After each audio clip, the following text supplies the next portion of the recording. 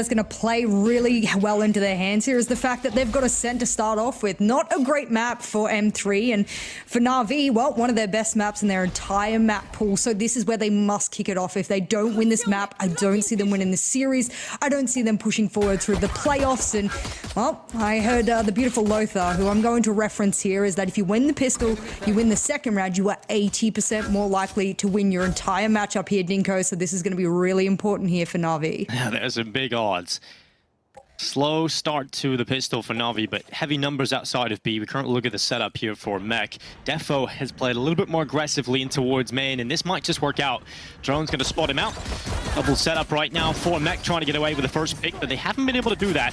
And NAVI have done a good job at limiting the casualties and forcing them back into the site. A little bit of intel will come out from the recon. They need this entrance, but Nanoswarm will abate them for the moment. And the big thing now, Dinko, is that if they can't get in with the door closed, it'll be shortly opened up. And M3, they want to play sort of the retake, the backside area. Oh, well, double setup inside of Boathouse has been cleared out by NAVI. Cloud and Dinks taking it down, and that's the site given to NAVI. Mech had quick rotations. They have 4 players close towards the site. Probably would have expected a little bit more out of the back of the Boathouse setup, but unfortunately it doesn't work out. Now we have to look to the 3v4 retake for Mech. It's a good opportunity for them to do so. Looking at the numbers advantage as well here for the side of NAVI. That can go very wrong. We saw that already suppressing, and this means they'll be able to move on in, but I don't think they've taken the opportunity quick enough here, Dinko. Well, right guy swings out, headshot first on the SSK, but Cloud with a 3K. Ryan mentioned him as the star. Well, delivering in round 1 here for NAVI. And now Shadow's trying to get back in, but it's not going to happen. NAVI will have the pistol, and the first round of play is theirs. But for M3, it has not been a good showing, so they can start off strong here. And speaking of starting off strong, wow. Defo, he'll come in from behind. Yeah, I love that little updraft play. They didn't expect it. He's coming on the backside. Actually, could have got away with more than one that. Frenzy's trying to deliver some impact early here for Mech, just trying to chip away at that economy. They've brought down 2 players already, so not a bad start here for Mech at all. And Chronicle inside of mid, Dinks is caught, and the Sheriff decapitates Dinks' head. Nice little pick there. It means that they can get in onto side doors wide open. Nice cloud burst to cover, and as they popping through, they don't get anyone that they're looking for. And this is what they're looking for, a Spectre in hand, but that's what's going to go down. They needed to be quick, and this is something that NAVI showed on round 1. They were able to, but the Bulldog in Chronicle's hand, the highest ACS in the entirety of VCT, EMEA, and the Bulldog, it bites hard there, Dinko. He'll put JD out of misery, and as a result now, this is not all on the shoulders of Cloud there. He had a light shield as well, so they're hoping that he'll be able to make the entry that they're looking for. Nevertheless, the weaponry really is the key talking point for this one. You can see Dinks holding over towards B main. Something they're going to have to be careful of is M3's early aggression. Getting those power position Dinkos has been M3's big power play for as long as I've known them. One of the most long-standing rosters we have inside of VCT. That's something NAVI has to be careful of. They can shake things up at a moment's notice. Well, SSK's actually got the perfect timing to get in towards the market. Defo's going to be holding for it. No charges left. And it's left on this clock. NAVI down a player with a weaker weapon area, recovering. Man deficit can become very, very difficult.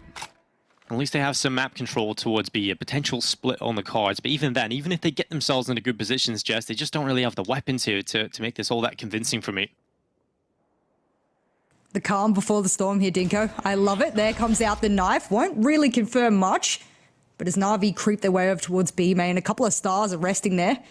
A big contention point about Astra recently as well, so we'll see whether or not that works out. But for now, they need this round, and out will come out the drone to work out who's where and act upon the information. Well, that's spotted the copy surely at this point. If they start to swing him, he still gets away with a double. Finally taken down by SSK, but that is being the lethal blow that's weakened this attack fully.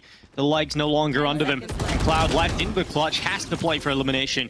Unable to do so. Shishados will go to 2-1 for Mech. Good start coming into this one for M3. We know they always have really good B hits. Will they trend towards it again? Given the body count, it looks like it. I'm just taking this mid-control slowly early for SSK. Keep an eye on this guy. And his explosive ability that he's able to pull out at times.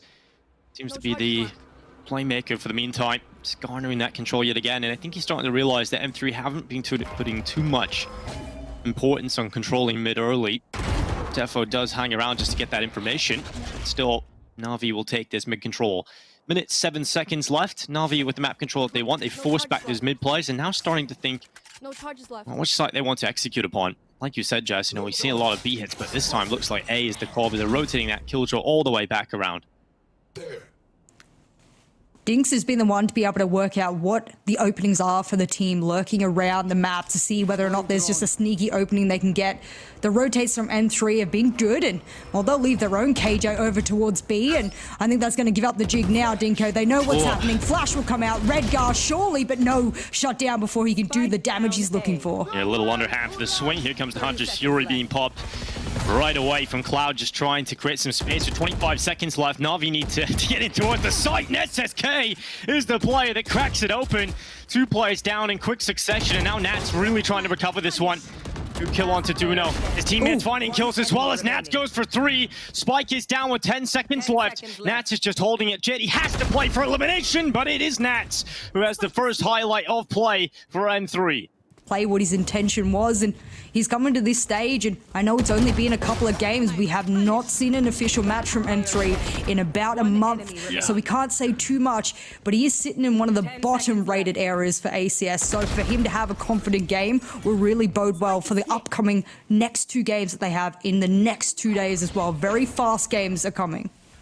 Well, Navi down to Sheriff, and talking to you on the point again, the fact that they haven't been playing for a month at this point. We heard Redguard talking to Zesh just before this matchup, saying they've actually reinvented a bit of themselves, and I think, you hear that a lot from teams, and you really wonder what kind of changes are coming through, but they have made significant changes in this agent select straight away, so we're seeing some differences coming through for M3, and excited to see if that's going to pan out for the future, because, like you said, more to get figured out maybe towards champions.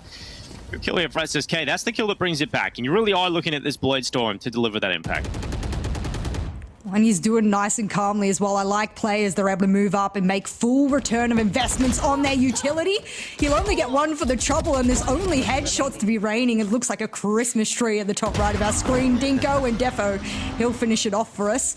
A nice little hold there from M3. Looking if they lose this round, so keep an eye on that. Navi, heavy presence towards A early, just 1 lurk on the other side of Dinks. The rest of them still committed heavily towards this A main control. Redguard will be playing the close-up position on this KO. Excited to see how he's going to be performing. Defo's coming back to help him out, maybe just at the right time, because Navi's certainly leaning heavy towards A and not really changing it up until this point.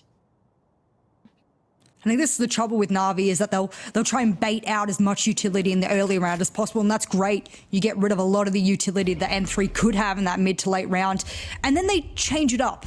Rather than pushing and prodding on that one area that will have utility weakness as a result of them seeking it out, they decide to go elsewhere. And as a problem with that is that there's utility waiting elsewhere on the map as well.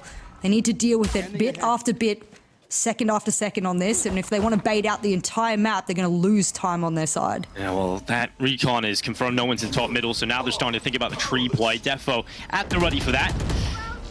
Gravity wall coming through, Cosmic Divide being thrown up for M3 as they make that rotation back. They know that Navi have to commit into this A site in the late round, but SSK, important first kill. Redguard able to at least get 1, but his teammates have rotated over, so the numbers here right now for M3 can make things a little more comfortable, but Navi have done a very good job at keeping these numbers even. Lockdown deployed, trying to make this retake a little more doable, more viable, and they need kills though. Luckily, Navi keeping it clean again, and then suddenly it is Shados. Just too much to handle, gets the final pick, and M3 will have 5. You know what I loved about that lockdown from Chronicle there as well, Dinko, was that it had to force him out of one of 2 ways. Yes, okay, A main, or what if they hit tree again? Doors open, but if you have to run out, if you have to get outside of the radius of the lockdown and test, they didn't want any kind of diffuse to happen as they were running out. This is the kind of kill hole I'm talking about here. A dual peak from M3, just absolutely nail in the coffin, and one singular lockdown broke Navi's entire post-plant situation.